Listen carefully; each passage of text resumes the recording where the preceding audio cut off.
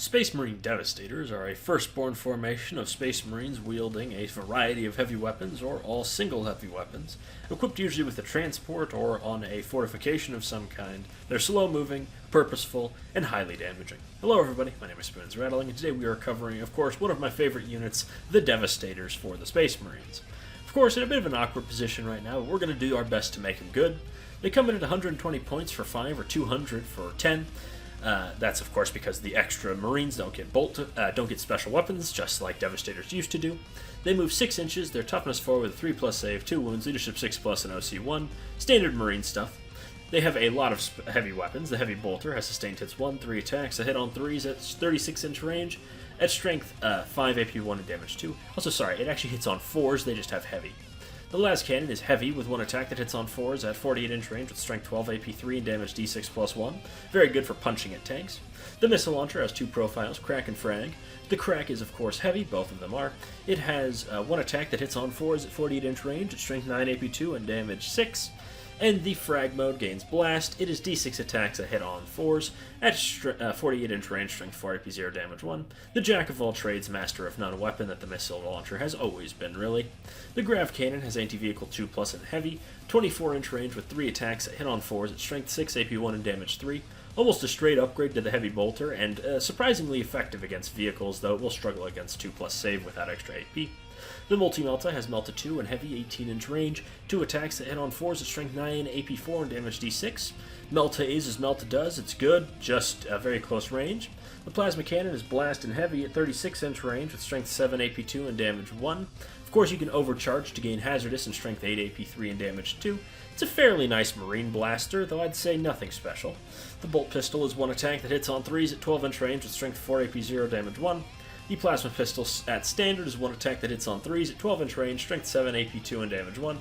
And overcharging, you gain Hazardous, and it jumps up to strength 8, AP 3, and damage 2. I just threw my file off my desk, very cool. The Grav Pistol is anti-vehicle 2+ at 12-inch range with 1 attack that hits on 3s at strength 4, AP 1, damage 2. Decent enough little Marine blaster and can deal with vehicles decently enough. Stormbolter is Rapid Fire 2 with 2 attacks that hit on 3s at 24-inch range, strength 4, AP 0, damage 1. The combi weapon has Dev Wounds, Anti-Infantry 4+, Rapid Fire 1 at 24-inch range, strength 4, AP 0, damage 1, and 1 attack. In terms of melee weapons, they'll come with a close combat weapon, which is 2 attacks that hit on 3s at strength 4, AP 0, damage 1. The Chainsword is 4 attacks that hit on 3s at strength 4, AP 1, and damage 1. Power Fist is 2 attacks that hit on 3s at strength 8, AP 2, and damage 2. The Power Weapon is 3 attacks that hit on 3s at strength 5, AP 2, and damage 1. The Thunder Hammer has Dev Wounds, 2 attacks that hit on 4s at strength 8, AP 2, and damage 2. So, a lot of weapons there, so I had to put the abilities in the unit composition on the next slide, where we'll also talk more about the unit itself, because there is quite a lot. So, first up we have the unit composition, which is 1 Sergeant and 4 to 9 Devastator Marines. Every model is equipped with a Bolt Pistol, Bolt Gun, and Close Combat Weapon, and up to 4 of your Devastator Marines can be equipped with bolt guns, can be equipped with one of the following: either a Heavy Bolter, Las Cannon, Missile Launcher, Grav Cannon, Multi-Melta, or Plasma Cannon. The Las Cannon and Multi-Melta are the best in my mind, the Grav Cannon isn't far behind, and the Missile Launcher can be a fine general-purpose weapon. The Plasma Cannon requires certain buffs to be good, but I think it actually is a solid weapon. The Sergeant can replace his weapon with 2 different weapons from here: a Chainsword, a Power Fist, a Power Weapon, a Thunder Hammer, a Stormbolter, a Grav Pistol, a Plasma Pistol, or a Combi Weapon. You can only have 2 ranged weapons if one of them is a pistol, and you can only have 1 pistol.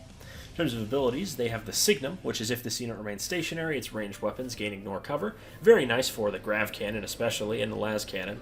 The Cherub is once per battle after you roll a to hit dice, you can change that result to a 6, which is nice in a critical moment when you just desperately need to hit something, especially if they have some sort of rule that makes them really hard to hit, but they're very fragile. You could smack them with an attack to make sure that that is very, very powerful. Overall, I'd say that the Las Cannon and Multi-Melta are the way to go, and then whatever you put on the Sergeant doesn't really matter. All the melee weapons are pretty bad, but maybe the Power Weapon is best.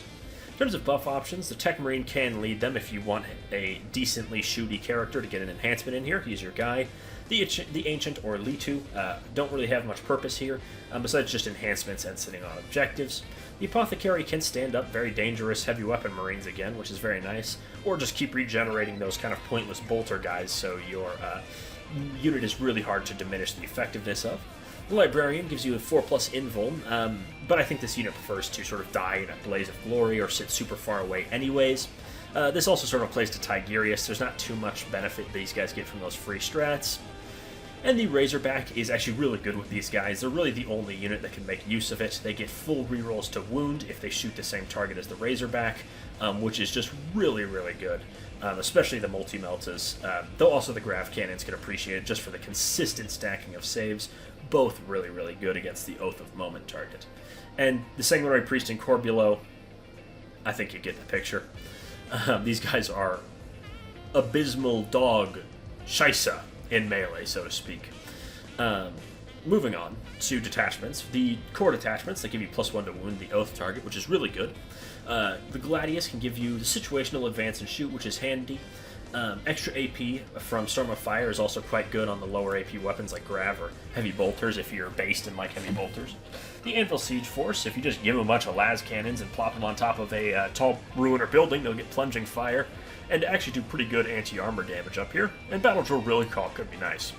Though the rule is mainly redundant against the Oath target, as is the usual with Anvil Siege Force. Iron Storm gives them a single reroll to hit, wound, or damage, which is definitely nice as they're relying a lot on random damage output, and they also only hit on 4s on the move. Firestorm gives you that +1 strength, which is great on Meltas and las cannons, and the potential to +1 to wound at close range is really nice if you've already destroyed your Oath target. Stormlance, just heavy fire support, not much for them specifically. I'd say they're pretty good with las cannons and Vanguard, just because they can sit around really far away from enemies and still hit enemies with high-powered guns. First Company gives them reroll wounds once per battle, which is nice. And Telepathy and Divination for the rerolls or the extra rerolls, basically, are very good. And Fusillade could be decent if you want to use Heavy Bolters. Dark Angels are very good with the Return Fire strat and Unforgiven Task Force, just because, again, if you bring a big unit, they're going to shoot at some bolter guys. They die, you get to shoot at full effect. Black Templars could give them an invulnerable save, which is pretty damn nice, and the Field No Pain can also be very, very good. And they offer decent fire support, as always. Blood Angels, not super specific, though Liberator Assault Group does mean they're not completely awful in melee. They're still really bad, though, and they still offer the usual shooting fire support. Space Wolves are effectively the same thing as Black Templars. The durability is nice, but none of the other buffs go particularly far on them. And now that I mention it, you can't bring them in Space Wolves. You have to bring Long Fangs. Doi. Which are just a reskin of Devastators. Anyways. Moving on to competition. Eradicators are definitely their big dog competitors. And it's hard to argue that there's anything Devastators do better than Eradicators. Eradicators offer, more consistency with their rerolls and are far more independent, cheaper as a whole unit. If you're using Melta, there really isn't that much benefit the Devastators have, except in small units where the Devastators have more attacks. The Eradicators, of course, have much better special rule, though Devastators can, of course, always just slap on las cannons and can do things that Eradicators couldn't do in their dreams to help differentiate themselves, that's for sure. I'd say Eradicators are better, but Devs can get the job done. In style, too, I'd say.